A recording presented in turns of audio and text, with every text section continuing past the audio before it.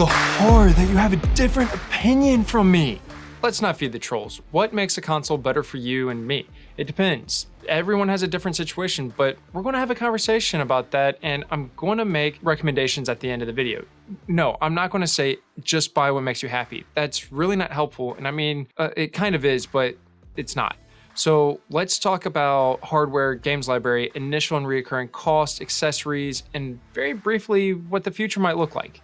All right, with that intro aside, let's actually talk consoles. First, let's talk hardware. What is the most powerful gaming machine out there? Well, it's a brand new Intel 12th Gen or AMD 5950 with an NVIDIA RTX 3090 on a water cooling loop, and that's just a measly $4,000. Yet not realistic for the majority of gamers and families. Let's just set that over there. The most powerful consoles are the Xbox Series X and PlayStation 5. For the PlayStation Disc and digital versions, they're basically the same internal mechanisms, just with and without the disc drive. If you collect physical editions of games, meaning that we want to play them after the server shut down, then the disc drive's a must. The Xbox Series X is arguably the most powerful, and it's smaller than the PlayStation 5 Disc. For me, it also runs quieter than the PlayStation 5.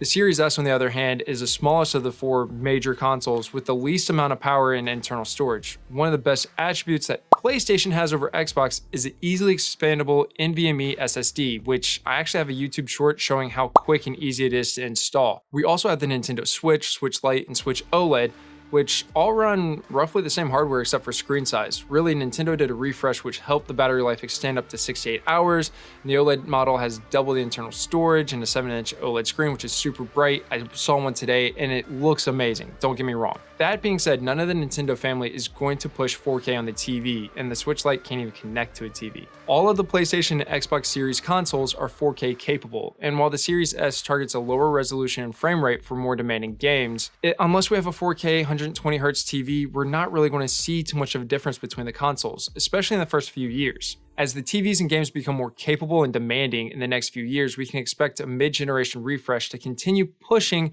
that resolution and frame rate upward. Basically, what I'm saying is if we have a decent TV, any of those consoles are going to be a solid choice. Winner? Probably all of them. That brings us to the thing that the consoles are actually made for. Games. Nintendo has 4,299 games. We all know about the Nintendo IPs like Mario, Pokemon, Zelda, Metroid, then there's Animal Crossings, but there's also games like Hades, Minecraft, Monster Hunter, Fortnite, Dark Souls, and of course, Skyrim. Additionally, Nintendo has made their NES and Super NES catalog available with Nintendo Switch Online, and they've recently expanded some N64 games, but that's at a higher cost. At the time of this video, Xbox had 330 games optimized for the Xbox Series X and S, with 2,801 games listed on their store. 444 of those were available on the console Game Pass and 399 on the PC Game Pass. Okay, what I really like about the Xbox and its game library is that I can use Play Anywhere feature and play on my laptop, streaming it, my phone streaming it, or my Xbox Game Pass app on my PC and actually play it on my PC through my graphics card. I'm easily able to play on the trips, taking my phone, laptop, and a controller. Sure, I'm not recommending playing competitive first-person shooter games on there, but it's way better than Google Stadia's flop. Now, Sony listed 454 games for the PlayStation 5, with another 3,346 PS4 games being backwards compatible. There's 7 that aren't. Random number. Now, that doesn't include the PS2 and PS3 catalog on PlayStation Now, but that requires a subscription. And that's another 800 games there, and it's going to continue to grow. What that all boils down to, that's a ton of games. That's too many games to play for any one person in a year, let alone time that parents have. That's a lot of games, and I don't think any of us would actually have time to play all of them, so what's it matter? Well, to be honest, the new generation of games are taking a while to take advantage of the new hardware. I'd say Halo Infinite has done the best for the Series X, and maybe Miles Morales or a couple of the other games have done it pretty well for the PlayStation 5, but I'm still waiting on Horizon Forbidden West. I mean, Assassin's Creed Valhalla has done a pretty good job for both, but it was really made for the last generation, in my opinion. Really, when it comes to games, it comes down if we want to play the newer games for cheap, it's easier and better value to grab Xbox Game Pass and play day one releases from Xbox Studio.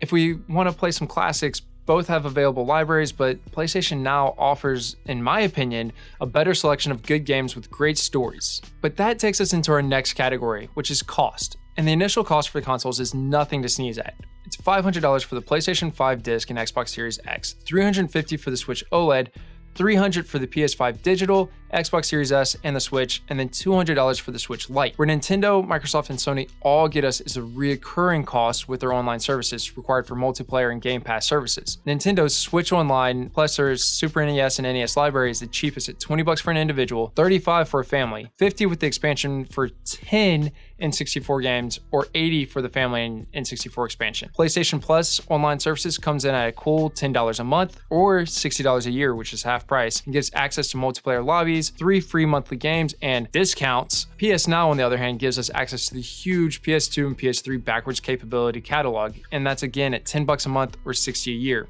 Xbox has a lot of options. Xbox Live is comparable to PlayStation Plus with 2 free games a month, multiplayer experience and lobbies, and some discounts at $10 a month or $60 a year.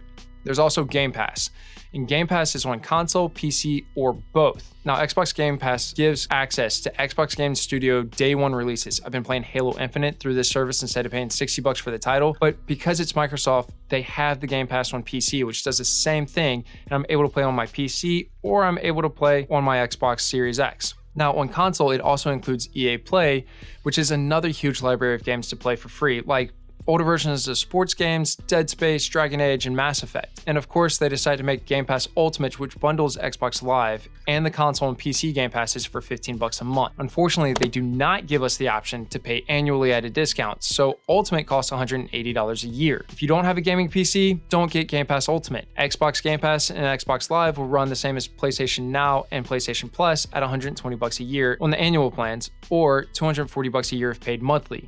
And that isn't counting buying new games, because new games are expensive. Most new games are running around $60 to $70 for the standard edition, and Ultimate Editions or Collector's Editions are going up to $120 each. That's regardless of if they're digital or physical editions. So yes, gaming is still expensive in 2022. That's why I recommend getting PS Now or Game Pass. For the price of a single AAA game, we have access to huge libraries all year and can keep us entertained all year and then some. And both of these libraries won't stress the Xbox Series S or PS5 Digital Edition at all, meaning we can save even more money by not getting more expensive consoles.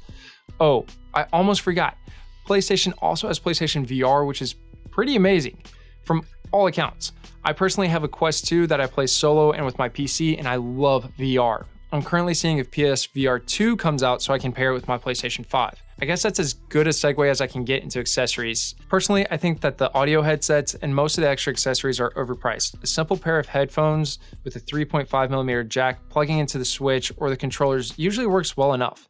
The controllers, on the other hand, are getting pretty awesome. My favorite controller is the new PS5 DualSense. It's simply amazing. It's the most comfortable, the cleanest controller, it responds terrific, but I actually travel with the Xbox controller for Play Anywhere and the Nintendo Pro controller. The Xbox works with my phone easily. I have an iPhone, and yes, the DualSense does support it too, but it's not as widely supported for mobile games as the Xbox One in my experience. Now, when it comes to the Nintendo Switch and those controllers, I'm not a huge fan of the Joy-Cons. I enjoy the controller feel. If I don't have the space though for the controller, I find the Joy-Cons easy enough to use and sometimes very interesting with certain games like Legend of Zelda Skyward Sword. Now, Play Anywhere is pretty awesome and I've had really good experiences with this. I have not had as good experiences with PlayStation's Remote Play, so I'm not really advocating for that. If it comes up and it starts working really well later this year, I'll do a separate video and say, hey, this is a null point because they both offer it, right? So yes, it's offered by both, but I've had a lot better success with Play Anywhere than Remote Play. So what console do I recommend buying? Based on what games we want to play, I recommend getting a regular Switch, a PlayStation 5 Digital Edition, or an Xbox Series S. In reality, I think the Series S and the Switch make the most sense if we travel a lot or have downtime away from home. PlayStation 5 Digital is an extremely solid choice with a huge library, so if we're more of homebodies, then it comes out on top. Of course, there are a handful of games for one console or the other that could be a deciding factor for you. Now, if you're looking for the most power per dollar, then the slightly reordered list would be the PS5 Digital, the Xbox Series S, and the Nintendo Switch. Now, that being said, does the Switch OLED make sense? If you already have a Switch or a Switch Lite, it doesn't make sense as an upgrade to me. But if you don't have a Switch, the OLED for an additional $50 makes a ton of sense. I love the way it looks, I love the way it feels, the screen is fantastic, and it's only $50. And oh yeah, the dock is pretty cool and it has an Ethernet cable, so it actually downloads stuff faster than being over Wi-Fi. I'm really interested in your opinions. If you agree or you disagree, let me know down in the comments or send me a tweet at Raider Gaming on Twitter. I also think that you should go watch this video on the future of gaming where I discuss why I think the future of gaming is actually going mobile. Yeah, that's part of the reason why I think the Xbox Series S is better in the long-term purchase, or the PS5 Digital, if they can get the remote play thing to work. Anyway, this has been a good conversation. I'm excited for 2022. Remember, do good, play hard, game on, and I'll see you next time.